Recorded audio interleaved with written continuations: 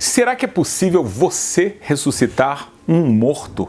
Parece uma coisa que eu estou falando de algo sobrenatural que não pode existir, não é verdade? Mas veja bem, a Bíblia conta pra gente que além da ressurreição dos mortos, que virá através de Deus, houve casos de pessoas que ressuscitaram mortos. A gente tem dois casos clássicos. Um deles é Elias, outro deles é Eliseu. Eliseu ainda mais. Eliseu fez isso 2 vezes. Eliseu fez isso uma vez enquanto ele estava vivo e, por incrível que pareça, uma vez depois que ele já tinha falecido. A gente tem um excelente vídeo no canal sobre Eliseu, você pode dar uma conferida lá.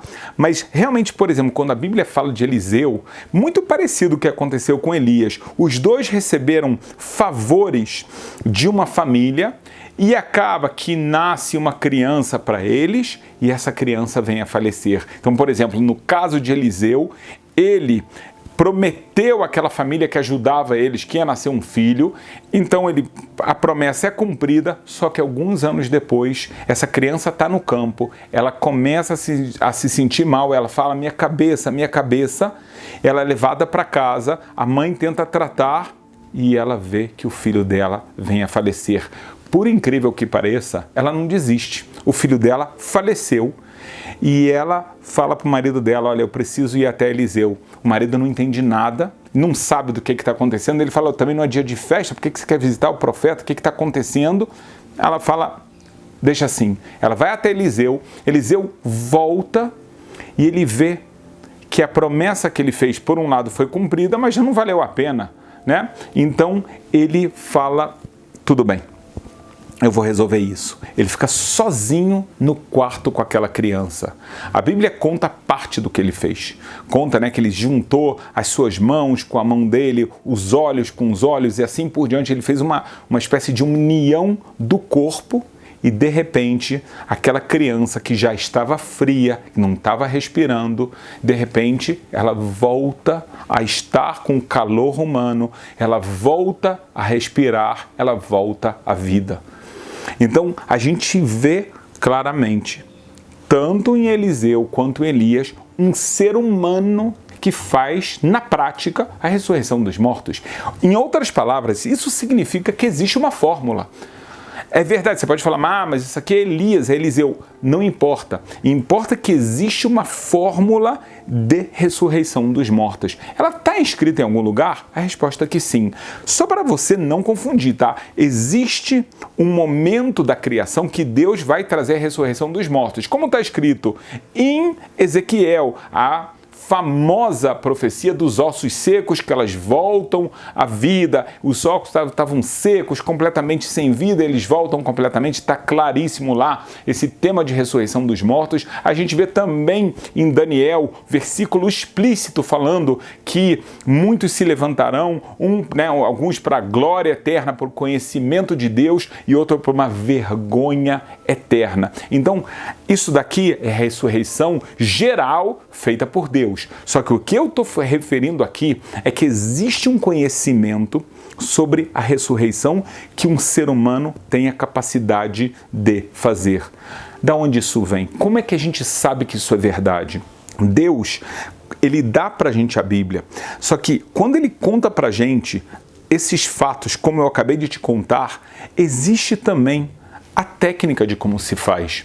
Existe o conhecimento que ele é transmitido oralmente, a tradição do entendimento bíblico. Da mesma forma como eu já expliquei aqui muitas vezes no canal, tem tantas coisas que não estão explícitas na Bíblia e que a Bíblia ordena a gente a fazer. A Bíblia ordena o ser humano a guardar o sábado.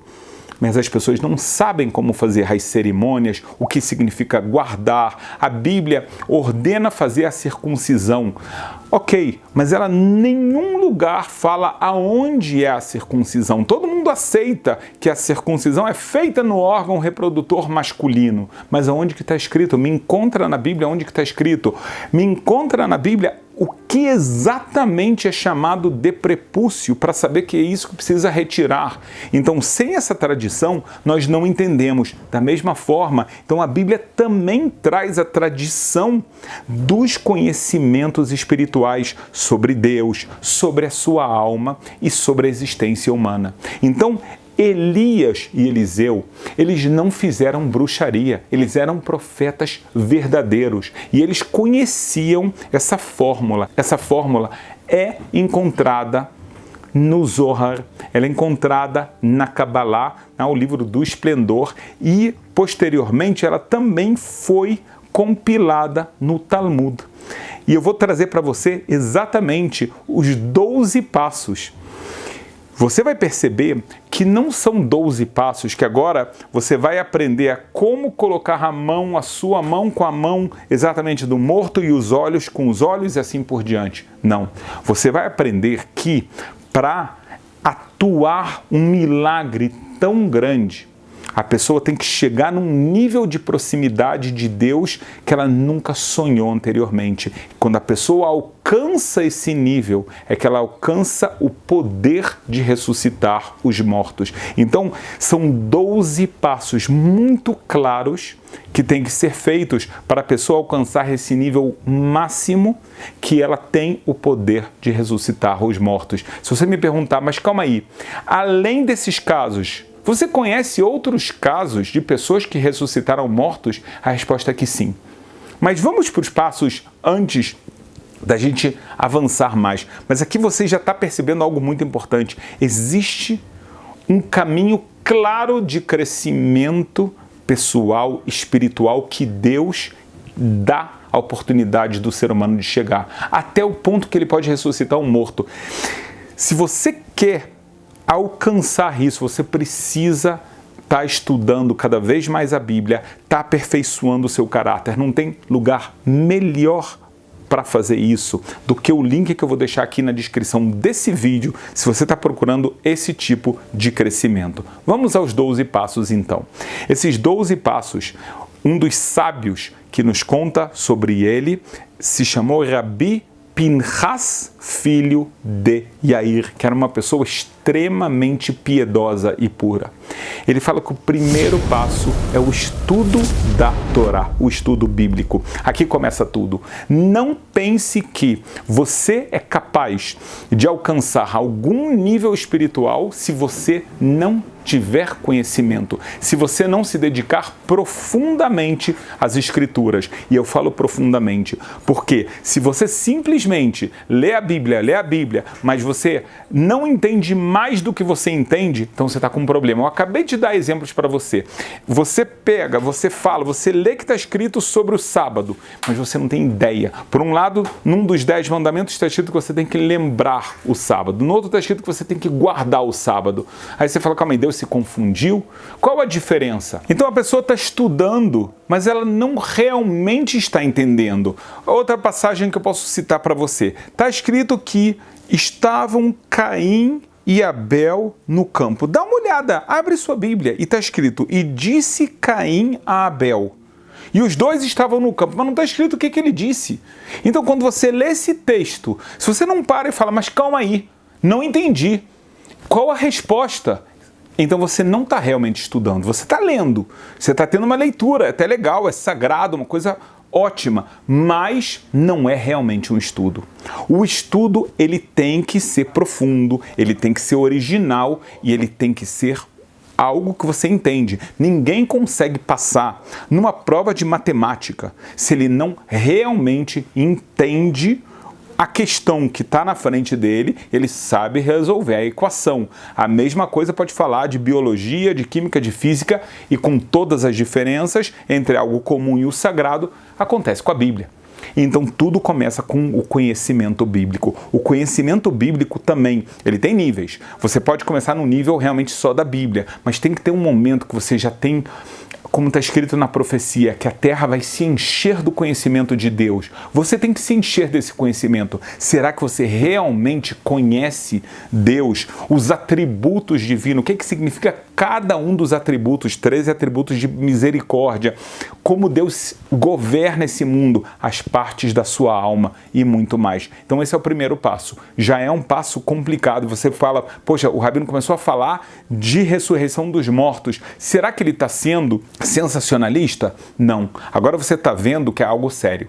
É algo sério e que vai exigir realmente muita dedicação. Não é à toa que pessoas formadas, rabinos formados, por exemplo, no Rabinato Central de Israel, diplomados de verdade, nós passamos anos e anos estudando 15 horas por dia, 13 horas por dia, todos os dias da semana, sempre.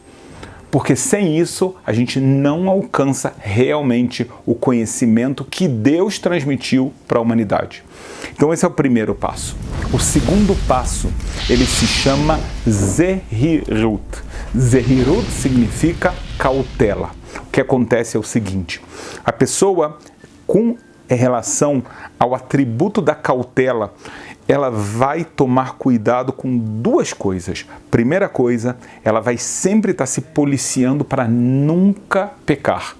Se uma pessoa ela se deixa vencer pelo pecado, pelo desejo material ou desejos que não são somente materiais, desejos de ter honra, desejo de ser uma pessoa superior aos outros, qualquer coisa desse nível, então essa pessoa ela não conseguiu passar do segundo nível. Ela pode até conseguir passar do primeiro, mas no segundo ela ficou. Então, número 1, ela está policiando para não pecar. Além disso, ela está vendo se ela está num caminho saudável aos olhos de Deus, um caminho que leva ela a crescimento e não exatamente a pecados. E não adianta ela estar naquele nível que o profeta Elias falou, que vocês estão pulando de um lado para o outro do muro. Não. Então a cautela faz com que você já entre no caminho correto do Criador, que você já entre nesse caminho que pecados não existem. E exatamente daqui a gente vai para o próximo passo. O terceiro passo, ele se chama em hebraico Zerizut. Zerizut significa diligência. A diligência, ela é muito parecida com a cautela, mas no lado positivo. Da mesma forma que quando a pessoa ela tem que ter cautela, tem que estar atenta, ela tem que estar realmente com os radares ligados para ela não pecar. O lado da Zerizut, a diligência, faz com que ela seja ágil para fazer os preceitos divinos. Eu acabei de falar do estudo, o estudo que é tão intenso, tão profundo e ele realmente exige muito esforço. Se a pessoa não tem Zerizut, ela não tem essa diligência, ela, agora eu estou cansado, isso aqui me deu sono. Não. Você tem que aprender a vencer essa preguiça física, a preguiça mental. Então, a pessoa que ela vai ter aquela vida, ela vai ter um amor, ela vai ter um vigor, ela se desperta cedo e ela não fica reclamando por que eu acordei cedo, muito pelo contrário, ela está feliz, ela vive com toda a força e ela vai cumprir as suas missões diárias de uma forma muito ativa e não perde a oportunidade de fazer cada vez mais preceitos fazendo a vontade divina. Então, dessa forma, ela alcança o terceiro nível. E eu vou deixar aqui claro para você, realmente é um nível depois do outro. Até que esse terceiro nível são considerados níveis naturais que todo ser humano tem que chegar. Mesmo o primeiro nível, o nível que eu falei do estudo da Torá, bíblico e tudo mais, com aquela intensidade, você tem que aprender que isso daqui é algo que você pode alcançar. E eu falei, se você quer alcançar isso, eu estou deixando um link aqui na descrição desse vídeo para você ter um lugar onde você está orientado, você tem o estudo passo a passo, organizado, didático e tudo mais. Vamos para o quarto passo de crescimento. Ele se chama Nekiut. Nekiut significa limpeza.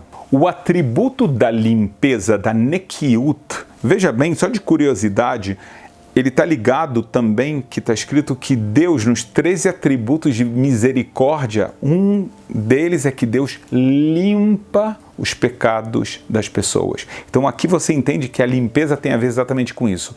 A pessoa está limpa de pecados.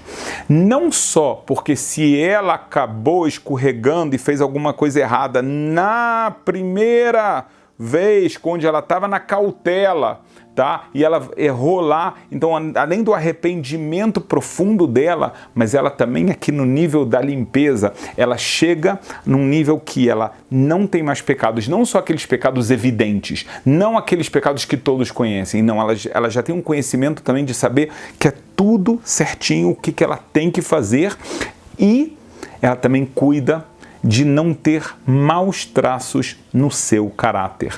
Porque as pessoas não sabem disso, mas elas pensam que se o meu caráter não é tão bom, isso não é pecado, não é uma coisa legal, mas não é pecado, não é verdade. Isso também está envolvendo pecado e isso é um nível espiritual baixo. Então, no nível da Nekiut, ele não está mais só no esforço da cautela, ele já está na prática cuidando de que ele está limpo de maus traços de caráter e ele está limpo de pecados. Isso é diariamente toda a vida. Então esse aqui é o quarto passo. O quinto nível já é um nível chamado de Perishut, ou Perishut, que significa separação.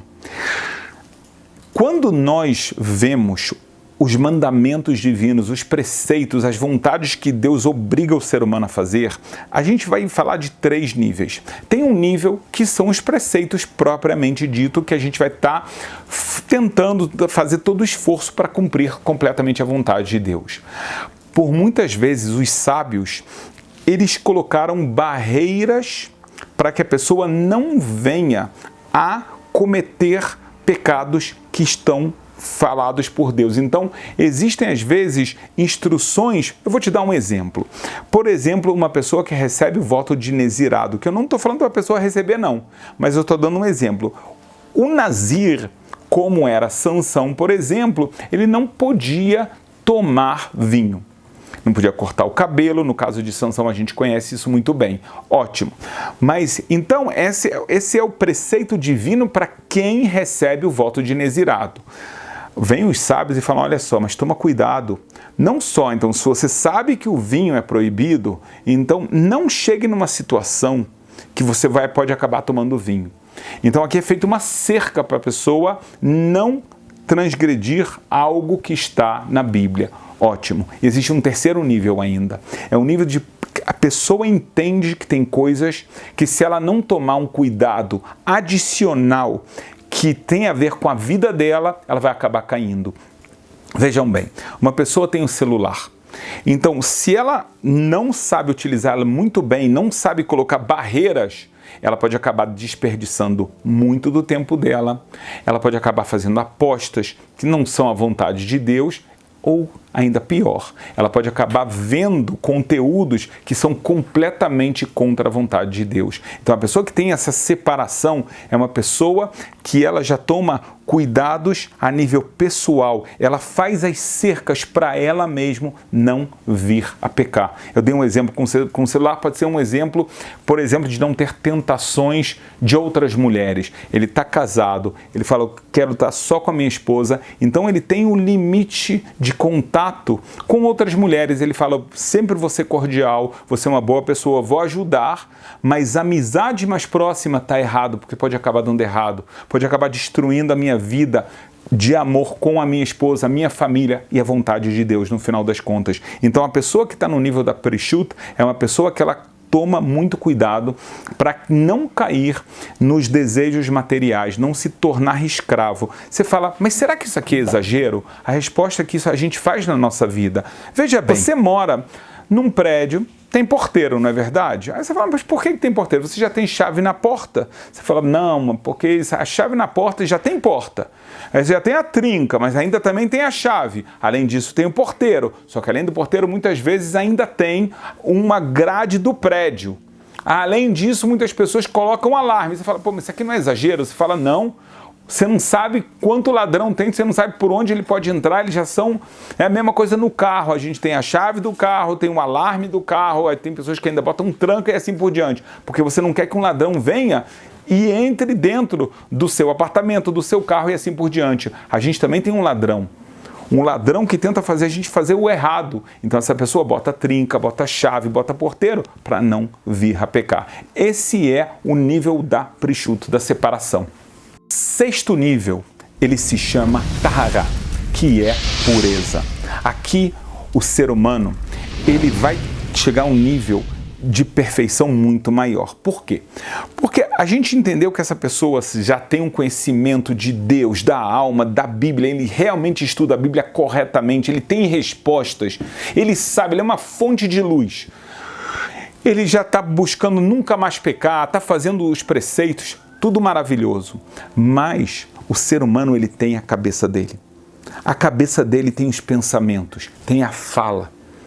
Então, nesse sentido, a pureza tem que fazer não só agora os atos da pessoa serem atos corretos, mas também os seus pensamentos, os seus ideais, aquilo que sai da sua boca, que sejam palavras verdadeiras, que não sejam palavras de ódio e assim por diante. Então, quando a pessoa controla o nível de pensamentos, para que os seus pensamentos sejam pensamentos puros e não pecaminosos, sagrados e não sempre comuns, bobos, tolos e assim por diante. Muitas pessoas falam, olha, realmente eu não peco com o meu pensamento, eles são medíocres, eu estou pensando o tempo todo só em coisas desse mundo, só em dinheiro, só em filmes e assim por diante. Então, ok, pode ser que ela não está pecando, mas ela não está chegando num nível mais elevado de usar a capacidade intelectual dela para se aproximar do Criador. A pessoa que chega no sexto nível, então, ela está já controlando os seus pensamentos, então a cabeça dele funciona com pureza. A gente percebe isso claramente também quando ele expressa aquilo que está na cabeça dele. São palavras elevadas e assim por diante. Então, só para você entender que esse caminho que a gente viu Eliseu, Elias fazendo, esse é o caminho que eles fizeram. Você quer chegar nisso? Passo a passo, esse é o caminho. E agora a gente vai então para o sétimo passo. A gente chegou até metade. Agora a gente chega no sétimo passo. O sétimo passo se chama Hassidut, que seria uma tradução não exata, piedade. O que significa isso na prática? Na prática é o seguinte: você pode trabalhar a Deus de duas formas. Deus ordena, eu faço. Não tem perguntas comigo. Eu faço sempre a vontade de Deus. Mas existe uma pessoa que ela faz isso com muito amor, com muita dedicação, como um filho que ama seu pai. Esse filho, ele não se contenta. O pai fala para ele, arruma seu quarto, tira boas notas, seja um bom filho. Ele faz isso, mas ele fala, eu sei que na verdade, se eu fizer ainda mais, o meu pai vai ficar mais feliz. Então, ele tem aquela agilidade, aquela vontade de não somente ser mediano no cumprimento das vontades do pai, como ele tem amor, então ele faz muito mais. Ele já entende as nuances que o seu pai quer dele e ele busca sempre fazer mais. Imagina, né? Se a gente sabe que a gente pode fazer bondade. Então, por exemplo, a pessoa decide que ela vai dar o dízimo dela, mas ela vê uma pessoa necessitada. Mas ela vê uma pessoa necessitada. Ela fala, poxa, eu já dei o dízimo, eu já saí da minha obrigação. Por outro lado, ele fala, eu não posso deixar uma pessoa assim. E eu sei que essa é a vontade do meu pai. Então ele vai e ele faz além da obrigação. É claro que ele não faz isso a nível dele ficar pobre e esquecer dele completamente. Não, ele faz de uma forma correta, racional. Mas ele está sempre buscando fazer o melhor com muito amor a Deus. O oitavo nível, ele é surpreendente. É um nível chamado de anavá, que significa humildade. Você fala, mas humildade é um nível tão importante assim? A resposta aqui, claro que é. Porque no momento que Deus quis elogiar Moisés aos olhos de todas as pessoas, ele fala: não há pessoa humilde nesse mundo como Moisés. Moisés, que era tão inteligente, tão puro, tão piedoso, quando Deus vai elogiá-lo, ele fala da humildade. Humildade não é a pessoa não reconhecer o seu potencial. Ela sabe o potencial, mas ela não se comporta e nem pensa que ela é superior às outras pessoas.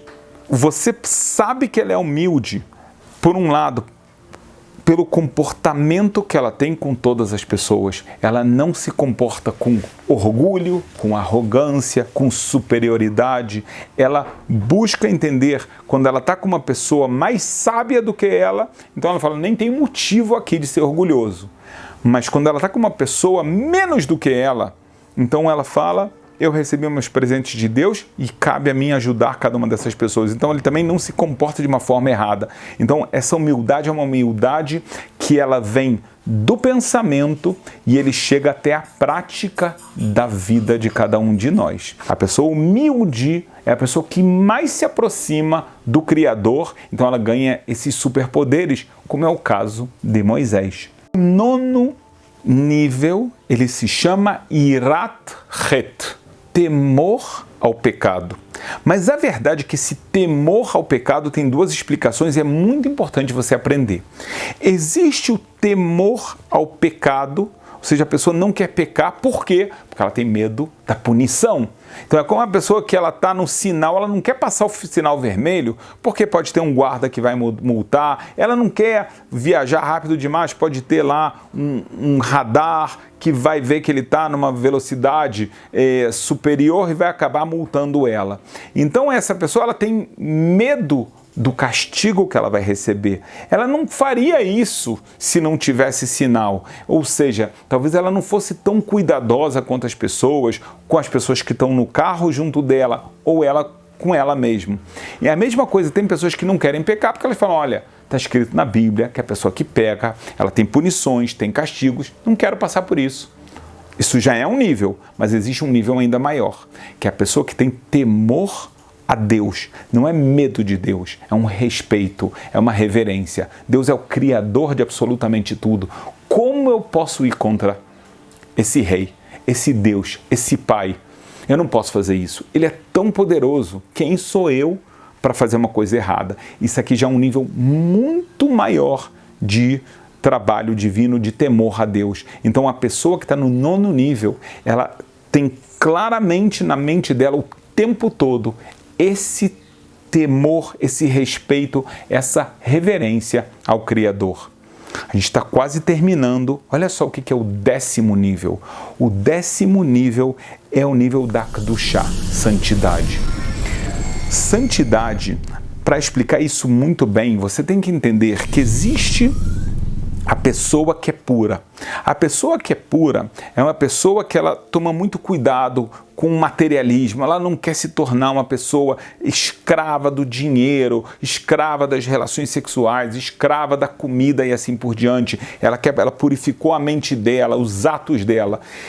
Essa pessoa, muitas vezes, então, ela quer se separar de muitas coisas para não acabar pecando e ser pura. A pessoa que chega no nível da Kedushá, da santidade, é uma coisa espetacular. Ela não somente ela é pura, mas ela chega num nível maior. Quando ela utiliza desse mundo, seja porque ela tem dinheiro, seja da comida, ela sabe utilizar isso de uma forma sagrada. Ela sabe elevar o potencial do material até o espiritual. É um nível fantástico.